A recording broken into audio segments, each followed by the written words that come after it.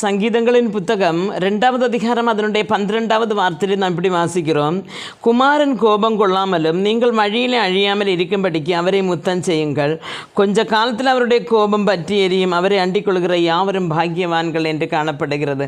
அருமையான தேவனுடைய பிள்ளைகளை, இங்கே காணப்படுகிறது குமாரன் கோபம் கொள்ளாமல் நாம் வழியில் வைத்து நாம் அழிந்து போகாமல் இருக்க புத்தருடைய பாதங்களை நாம் சும்பிக்க வேண்டும் என்று சொல்லுகிறோம். புத்தருடைய பாதங்கள் என்று சொல்லும் பொழுது நாம் ஒரு விக்கிரகத்தை உண்டாக்கி, ஒரு தேவனுடைய ரூபத்தை உண்டாக்கி வைத்து அதனுடைய பாதங்களை நாம் முத்தவிட வேண்டும் என்றல்ல.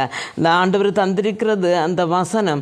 அந்த வசனத்தை நாம் வாசித்து தியானித்து அதை நாம் உட்கொள்ளும் பொழுது அதற்கு நாம் என்ன செய்கிறோம்? வசனங்களுக்கு அடிமையாக தேவனுடைய சித்தம் செய்ய வேண்டும் என்று நாம் நினைக்கிறோம். அப்போ அவருடைய கோபம் என்று வந்து கொஞ்ச நேரத்தில் பற்றி எரியும் என்று சொல்லுகிறது. அவருடைய வருகை அது சீக்கிரமாக இருக்கிறது. அதனால் தேவனுடைய பிள்ளைகளை நாம் நம்முடைய அக்கிரமங்களை விட்டு திரிஞ்சு நாம் கண்ட எல்லாதான் வாசிக்கிறது போல அல்ல, பைபிளை நாம் நன்றாக படித்து தேவ வசனத்தை நாம் உட்கொண்டு அதில் என்ன கர்த்தர் சொல்லி இருக்கிறாரோ அதன்படி வாழ்ந்து பரலோக ராஜ்யத்தில் போய் சேர கர்த்தர் நமக்கு ஒவ்வொருவருக்கும் கிருபை அருள்வாராக என்று ஜெபிக்கிறேன். ஆமென்.